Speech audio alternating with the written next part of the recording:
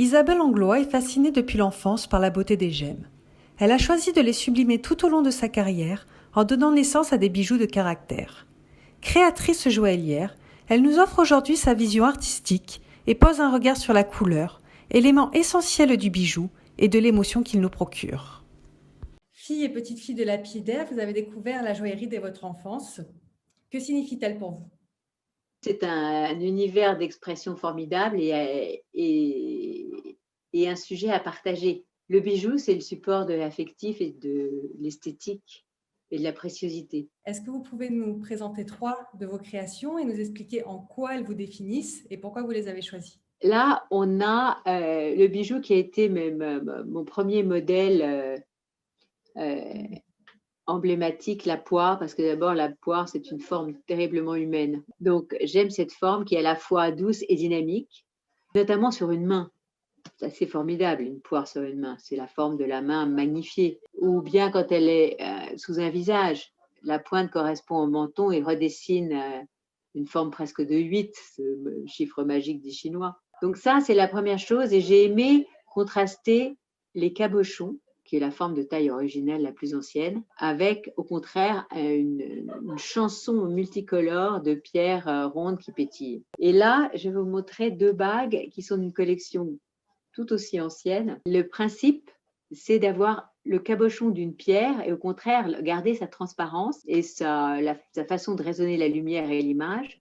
Et dessous, il y a un pavage de petites pierres rondes qui pétillent. Donc c'est un cabochon lemon quartz sur un pavage de saphir jaune. Et là, j'ai la même chose mais avec une améthyste claire. Et dessous, il y a un pavage de saphir rose. C'est beau parce qu'en fait, on découvre d'abord un joyau et puis on découvre un monde à l'intérieur. Exactement. Si je pouvais faire comme Dali qui faisait 3 images en une. Dernière que j'aime beaucoup aussi, je ne sais pas comment vous la présenter de la meilleure façon, mais je crois que c'est à mon poignet que ce sera le plus éloquent, tout en restant légère sur le bras. Je ne voulais pas qu'elle soit grosse et large et encombrante, mais vraiment qu'elle habille le poignet joliment. Et donc, ça s'était inspiré par un coucher de soleil sur les montagnes de l'Ardèche, où il y avait en fait toutes les couleurs organisées en lignes successives. Mais sur la manchette, j'ai souhaité retrouver toute la réfraction de la lumière à ce moment-là, sur chaque ligne. Et de nouveau, on a des pierres taillées rondes qui pétillent, et c'est ça qui est magique, hein. La couleur, c'est de la lumière. Comment choisissez-vous vos mélanges de tons, de matières, de couleurs? Est-ce que tout est possible pour créer une harmonie ou il y a des tendances qu'on réactualise en fonction du goût du jour? Tout est possible en matière d'harmonie. On commence par 2 couleurs. On peut toujours créer une harmonie avec 2 couleurs qui se tuent. Le tout, c'est de choisir celle qui complète. C'est vraiment la clé de voûte de toute la résonance des couleurs dans le cerveau. Parce que vous savez que maintenant, on arrive à calculer, c'est un côté très scientifique. Il y a des associations de couleurs qui excitent favorablement les parties du cerveau.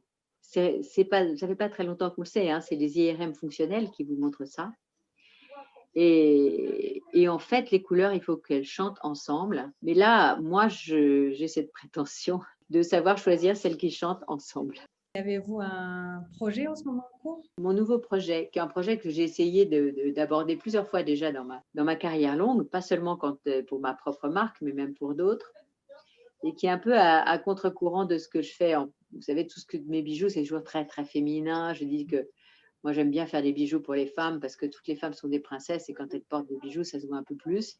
Et là, le nouveau challenge, c'est vraiment bijoux pour hommes parce que je vois bien que les hommes jeunes portent facilement des bijoux et des vrais bijoux, pas un anneau d'acier aussi, mais pas que. Et qu'ils sont beaucoup plus proches d'aimer vraiment les bijoux avec des pierres. Et ça, je me suis dit qu'il fallait vraiment que je fasse ça parce que j'ai un homme jeune est venu me choisir une bague de fiançailles pour sa fiancée. Et puis 6 mois plus tard, il est revenu et dit mais moi aussi je veux une bague. Il voulait des pierres et je lui ai fait tout un dégradé de saphir, de diamant. On allait du saphir foncé au diamant noir en passant par toutes les nuances les plus claires du saphir, le blanc et le gris du diamant jusqu'au noir.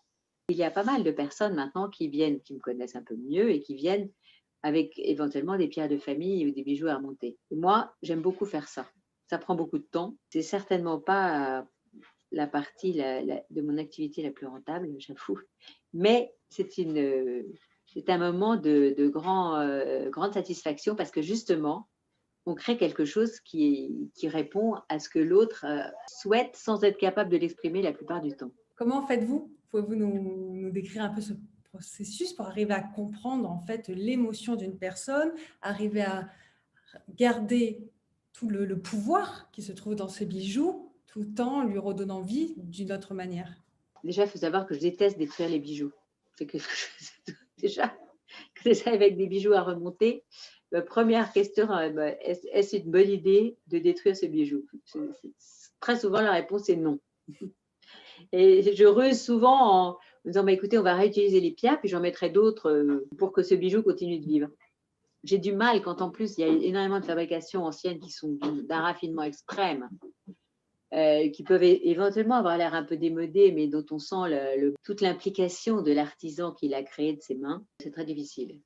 Donc, une fois qu'on a décidé de ce qu'on allait utiliser dans le bijou, moi, j'ai un jeu magnifique, mais je crois que je l'avais mis en place ici avec des pierres de toutes les couleurs et on joue avec les pierres. Et ça c'est un jeu irrésistible.